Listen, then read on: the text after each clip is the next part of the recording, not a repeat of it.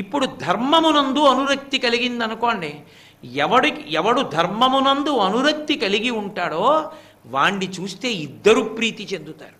ఒకరు భూదేవి, వేరొకడు భగవానుడు. ఇద్దరికీ పరమ సంతోషంగా ఉంటుంది ధర్మాత్ముడైన వాడు జీవించి ఉండడం.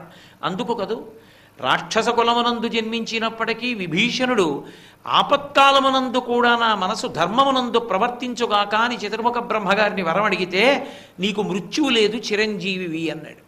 ఎవడు ధర్మమునందు నిలబడాలనుకుంటాడో వాడు చిరంజీవిత్వాన్ని పొందుతాడు. ఎవడు అధర్మాన్ని కోరుకుంటాడో వాడికి ఎంత తపస్సున్నా నిలబడలేడు. 10 తలలున్నా తపస్సున్నా రావణుడు ఏమైపోయాడు? వెళ్ళిపోయాడా లేదా? కాబట్టి ధర్మము శాశ్వతము, ధర్మము సత్యము, ధర్మము మనిషిని కాపాడుతుంది. అటువంటి ధర్మమునందు అనురక్తి భగవంతుడు చెప్పినట్లు మనం బ్రతుకుదాం అనే ఆలోచన దేని వలన కలుగుతుంది అంటే గోవిందా గోవిందా గోవిందా అన్న నామాన్ని పలుకుతుంటే ధర్మమునందు అనురక్తి కలిగి భూమి ఎవరి సొత్తో తెలుస్తుంది. లేనినాడు సగరపుత్రులు ఏం చేశారు? 60,000 మంది భూమికి ఇష్టం వచ్చినట్టు గోతులు పెట్టారు. గోతులు పెట్టి కనపడ్డ ప్రాణిని కనపడ్డట్టుగా చంపేస్తూ పాతాళం వరకు వెళ్ళిపోయారు. అప్పుడు దేవతలందరూ వెళ్ళారు, ఈ భూమిని పాడు చేసేస్తున్నాడు ఈ సగర పుత్రులని. వెంటనే మహానుభావుడైనటువంటి బ్రహ్మగారు అన్నాడు, కాపిలం రూపమాస్తాయ ధారయనిశం ధరణీమిమాం. అనిశము ఎల్లప్పుడూ కూడా ఈ భూమినంతటినీ కాపాడి దీనిని రక్షించేవాడు శ్రీ మహావిష్ణువు. ఆయన కపిల మహర్షి అన్న రూపంలో ఉన్నారు. ఆయన చంపేస్తారు ఇలాంటి పనులు చేస్తే. కాబట్టి కపిలుని యొక్క ఆగ్రహ జ్వాలల యందు ఈ 60,000 మంది సగరపుత్రులు బూది కుప్పలుగా పడిపోతారన్నారు. అధర్మం చేసి భూమిని పాడు చేద్దామనుకున్న సగరపుత్రులు ఏమయ్యారు? చిట్ట చివరికి భస్మరాసులై పడిపోయారు. ఎంత దారుణంగా పడిపోయారంటే వాళ్ళకి ఉత్తర క్రియలు కూడా లేవు. జలతర్పణ చేయడానికి ఈ భూమి మీద ఉన్న నీళ్లు పనికిరావు. మహానుభావుడు భగీరథుడు ఆ వంశంలో పుట్టాడు కాబట్టి, గంగని ఆకాశం నుంచి తీసుకొచ్చాడు కాబట్టి, ఆ గంగా ప్రవాహం ప్రవహిస్తే పాతాళలోకం వరకు వెడితే భోగవతి అన్న పేరుతో వెళ్ళి సగరుల యొక్క శరీరముల బూది కుప్పల మించి ప్రవహిస్తే అప్పుడు వాళ్ళకి ఉత్తమ గతులు కల్పింపబడ్డాయి. అప్పటి వరకు అలాగే పడి ఉండిపోయారు. కాబట్టి గోవిందా అన్న నామము చేత ఈ భూమికి రక్షకుడు ఆయన అన్న భావన మనకి మనసులో బాగా పెరుగుతుంది. మీరు ఇంకొకటి గమనించండి, అసలు దేవాలయంలో కూడా శ్రీ భూ సమేత శ్రీ మహావిష్ణువుగా ఉంటారు. ఒక పక్క శ్రీదేవి, ఒక పక్క భూదేవి ఉంటారు. ఇద్దరు పద్మాలు పట్టుకుని అయ్యవారి వైపుకి వంగి ఉంటారు. ఇటు శ్రీదేవి ఇటు భూదేవి ఉండడంలో తాత్పర్యం ఏమి అంటే, ఒక పక్క భూదేవి తన ధర్మాన్ని తాను నెరవేరుస్తుంది. ధర్మమునందు అనురక్తి చేత ధర్మాన్ని చెప్పిన వాడి పాదాలు పట్టుకోవడం అలవాటైతే దాని చేత వాడు ప్రీతి చెంది అందరూ సంతోషంగా ఉండేటట్టు చూస్తాడు. ఈ అన్వయమయ్యేటటువంటి లక్షణం ఎక్కడి నుంచి వస్తుందంటే భూమి వాడి సొత్తన్న భావన నుండి వస్తుంది. అందుకని భూదేవి శ్రీ మహావిష్ణువు యొక్క భార్య అని చెప్పడంలో ఉన్న తాత్పర్యం అది. కాబట్టి ఇప్పుడు గోవిందా అన్నప్పుడు భూమి, ఈ భూమి ఆయన సొత్తు. ఆయన సొత్తు అయినప్పుడు ఆయన ధర్మాన్ని ఎలా నిలబెడుతూ ఉంటాడు? భూమికి బరువు పెరగకుండా ఉండాలంటే రాజు రూపంలో నిలబెడుతూ ఉంటాడు. కాబట్టి ఈ ధర్మచక్రం తిరగడం చేత ఈశ్వరుణ్ణి చేరడానికి మార్గమును ఏర్పరిచినవాడు కాబట్టి గోవిందా. ఇప్పుడు చూడండి, భూమి ఆయన సొత్తు అని మొదలై దాని అన్వయం చేత చివరికి ధర్మ మార్గంలో ప్రయాణం చేసి ఎక్కడికి వెళ్ళాడు? ఈశ్వరుడి దగ్గరికే వెళ్ళాడు. అందుకని గోవిందా. అలాగే రెండవది ధేనుహు అంటే ఆవు సురభి అంటారు. అది అమృతతత్వంతో నిండిపోయి ఉంటుంది. గోవు యొక్క పృష్ఠభాగంలోంచి వచ్చేటటువంటి పాలు అమృతంతో సమానమది.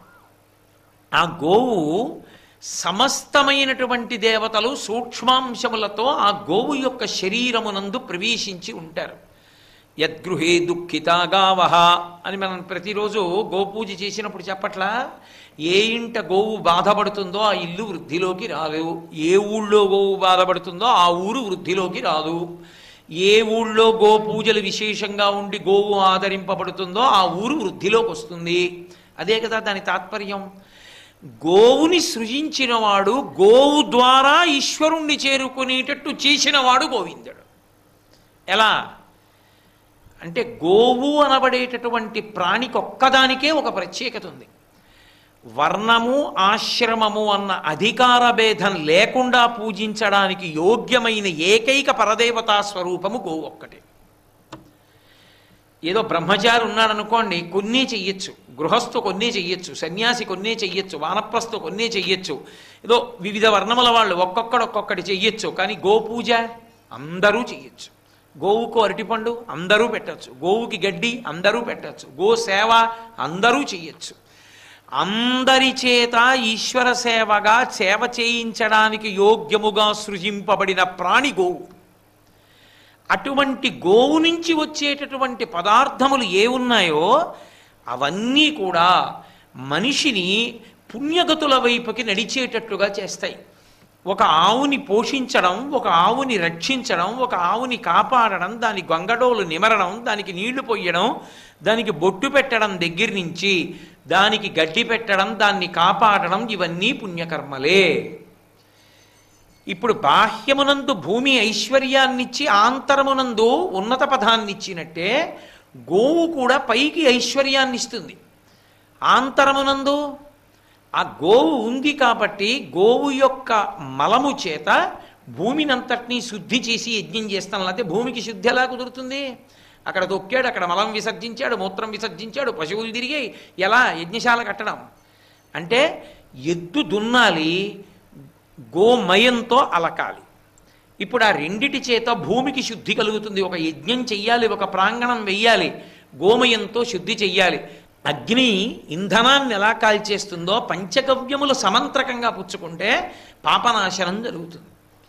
కాబట్టి పాపనాశనం చేయించి యజమానిగా కూర్చోపెట్టగలిగినది గోవు నుండి స్రవించేటటువంటి పంచగవ్యములు.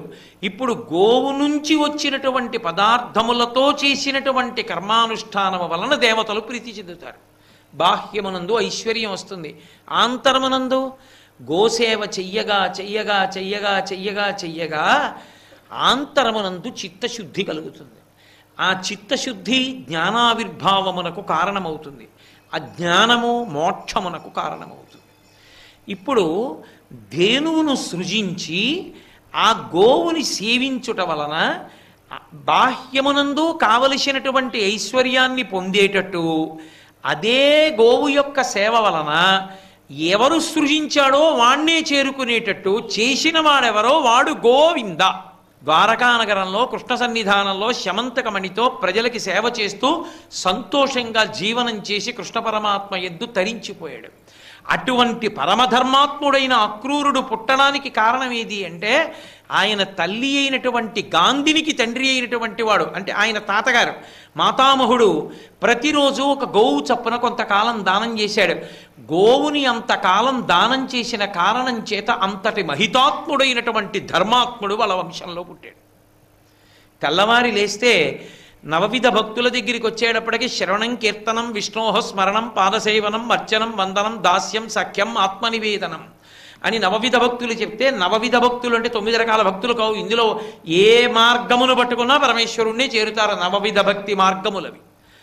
అందులో ఒక్కొక్క దాన్ని పట్టుకుని ఒక్కొక్కళ్ళు తరించిపోయారు. శ్రవణం పరీక్షిత్తు, కీర్తనం శ్రీశుకుడు, స్మరణం ప్రహ్లాదుడు, పాదసేవనం లక్ష్మీదేవి, అర్చనం పృథుమహారాజు, వందనం అక్రూరుడు, దాస్యం హనుమ, సఖ్యం అర్జునుడు, ఆత్మనివేదనం బలిచక్రవర్తి. ఒక్కొక్క మార్గంలో ఒక్కొక్కరు తరించిపోయారు, భగవంతుణ్ణి చేరిపోయారు. అందులో నమస్కారమునకు అక్రూరుడు నవవిధ భక్తి మార్గములలో. అటువంటి మహాపురుషుడు పుట్టడానికి కారణం గోసేవ, గోదానం. కాబట్టి గోసేవ, గోదానము, గో పూజ ఉత్తినే పోయేవి కావు. అవి సర్వకాలముల యందు కాపాడతాయి. అంతవరకు ఎందుకు? అసలు వెంకటేశ్వర స్వామి వారి అవతార ప్రకటనం అవ్వడానికి కారణం ఆ గొల్లవాడు విసిరినటువంటి గొడ్డలి గోవు రూపంలో ఉన్నటువంటి బ్రహ్మగారి మీదకి వెళ్ళి పడుతున్నప్పుడు కదా. గోవు తన కళ్ళ ముందు చెనకపడకూడదని వాల్మీకంలో ఉన్నవాడు తటాలను పైకొస్తే ఆ గొడ్డలి వచ్చి ఆయన తలకి తగిలితే సప్తతాళ ప్రమాణైన రక్తస్ఫూర్తి రభుస్తథా, 7 తాటి చెట్లంతత్తు రక్తం పెరిగింది.